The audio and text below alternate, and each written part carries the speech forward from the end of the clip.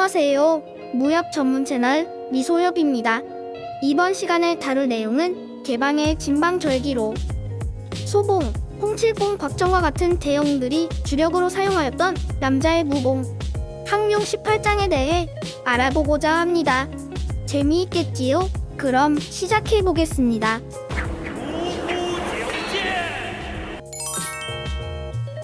1. 항룡 18장이란? 항룡 18장은 개방대대로 전해 내려오는 진방절기로 18가지의 초식으로 이루어진 장법입니다. 외문무학의 으뜸으로 초식의 수는 많지 않지만 각각의 초식이 모두 엄청난 위력을 가지고 있어서 어떠한 방어로도 막을 수 없다고 하며 초식의 이름은 주역에서 따왔다고 합니다. 사조 영웅전에서 070이 언급하기를 외가 무공은 몸을 쓸수록 이롭다고 한 바, 무공을 쓰는 당사자와 연관이 없다고 보기는 힘들며 무공이 내외의 어느 한쪽으로만 결부될 수는 없다. 고로 항룡장은 내외, 겸비의 무공이나 외가로 치우친 무공이라 봐야 할 것이다 라고 설명한 것으로 보아 내외 겸비의 무공이긴 하지만 외가가 더 강한 무공이라 보시면 정확하겠네요. 사실 개정 초기 사조 영웅전에서 등장하는 항룡 18장은 070이 역경을 보고 스스로 창안한 무공으로 되어 있었으나 훗날 철룡팔부에서 개방의 진방절기로 변경되는 바람에 소공이 철룡팔부 초판에서 항룡 18장을 사용하는 것으로 나오게 됩니다. 이는 예광 선생이 김용 작가가 여행을 떠났을 당시 대피를 하던 중 발생된 설정의 문제인 것으로 파악되며 이후 항룡 18장은 개방의 진방절기로 설정이 바뀌었으며 소공의 항룡 18장도 신수 개정판에서는 항룡 28장으로 바뀌게 됩니다.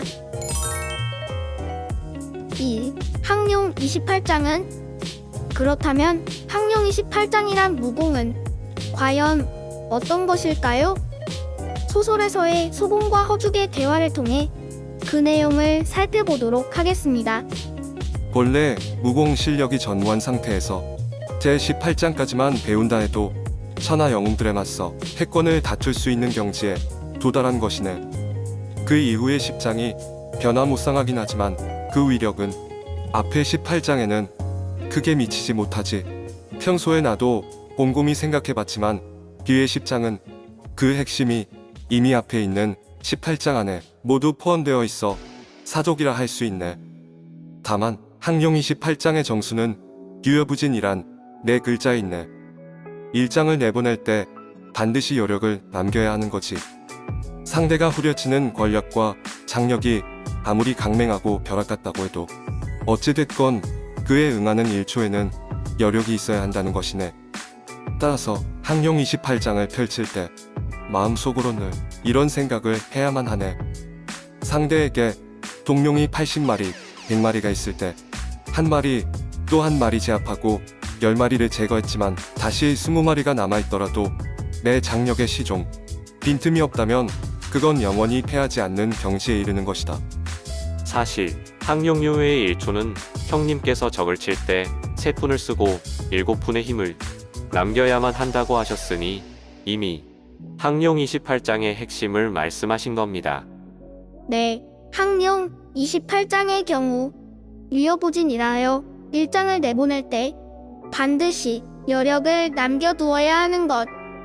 그리고 허죽이 타구봉법은 1시간 만에 깨우치지만 항룡 28장은 종이를 익혔음에도 뒤에 10장을 깨우치지 못하는 것.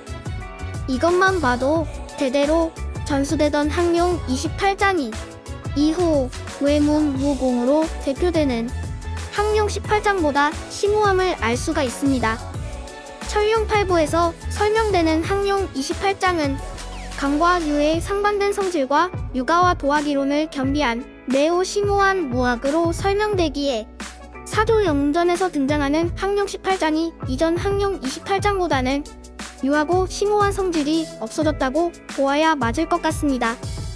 항룡 18장이 야율제에서 끊긴 이후 일천도롱기에서 개방방주로 등장하는 사화룡이 12초식만을 알고도 인류 고수의 반열에 듭니다. 하지만 초식을 익히기가 어려워지고 줄어들수록 그 수준의 고수들이 절정 고수에 비해 약해진다는 것은 또 하나의 비교 대상이 될 수 있겠네요. 3. 항룡인가? 강룡인가? 항룡 18장이냐? 아니면 강룡 18장인가? 를 두고 논란이 많았었는데요. 이는 고려원에서 영웅문 시리즈를 출판할 때 강룡 18장이라는 명칭을 사용했고, 또 야구권으로 유명한 김용곤역전에서 강룡 18장이라는 명칭을 사용했기 때문에 벌어진 해프닝으로 중국어로는 항룡 18장의 항을 발음할 때 시항으로 발음을 합니다. 만약 강이라는 뜻으로 사용하려면 지항이라고 읽어야 맞는 것이죠. 그리고 강은 내릴 강이란 뜻이고, 항은 항복시키다라는 뜻으로 용이 내리다와 용을 항복시키다, 어떤 뜻이 더 맞을까를 생각해보면 답은 쉽게 나오리라 생각되네요. 4. 항룡 18장의 초식. 그럼 항룡 18장의 초식을 알아볼 텐데요. 1. 항룡묘회. 2. 비룡제천. 3. 용전어야. 4. 잠룡무룡. 5. 위섭대천. 6. 홍점어류. 7. 도력이네. 8. 진경백리. 9. 폭약재현. 10. 실룡파미. 11. 결룡제전. 12. 쌍용취수. 13. 어야거연. 14. 치승육룡. 15. 미름부. 16. 손칙유부. 17. 이상민기. 18. 저양촉건.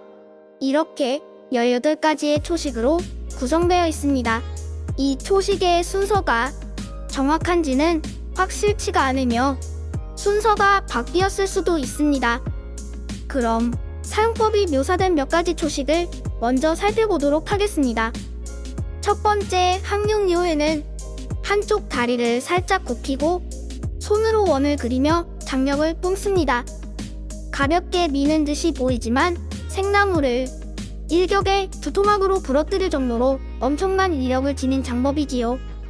이 장법의 정수는 다름 아닌 회에 있는데, 힘을 쓰는 즉시 거두어 들임으로써 단숨에 최대의 힘을 뿜어낸다는 것입니다. 천룡팔부에서는 3푼의 힘을 쓰고 7푼의 힘을 남겨놓아야 한다고 했는데, 홍칠공이나 곽정이 쓰는 항룡요에는 전력을 다해 사용하는 경우를 보여주어 이전 항룡 28장과 다르게 1장부터 성질이 약간 변한 것을 알 수 있습니다. 두 번째로 비룡제천은 허공으로 몸을 띄워 높은 위치에서 다시 아래로 공격하는 초식이며, 용전어야는 항룡 18장 중 가장 오묘한 무공으로 왼팔을 휘두르면서 허초를 전개하는 동시에 오른손에 장을 뻗는 무공입니다. 잠룡물용은 왼손을 갈퀴로 만들어서 오른손을 뻗는 동시에 왼손으로 낚아채어 적이 피하기 어렵게 하는 무공이며, 실룡파미는 손을 뒤로 뻗어 내리쳐 공격하는 초식으로 원래는 역경의 이그에서 나온 것으로, 처음 항룡 18장을 창시한 사람이 원래 범의 등을 공격하는 것을 비유하여 이홈이라 이름 지었다고 합니다. 한 발로 범의 꼬리를 밟으면 범이 고개를 돌려 달려드는 태세를 취해 그 기세가 대단히 맹렬할 수밖에 없을 것으로 후에 사람들이 이름을 실룡파미로 바꾸었다고 하지요.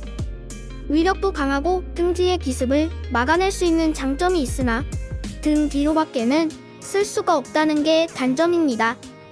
이렇게 무협 분석 시리즈 개방의 진방절기인 항룡 18장에 대한 분석을 해보았습니다. 어떤가요? 재밌으셨나요? 재밌으셨다면 구독, 좋아요 부탁드립니다. 항상 시청해주셔서 감사합니다. 좋은 하루 되세요.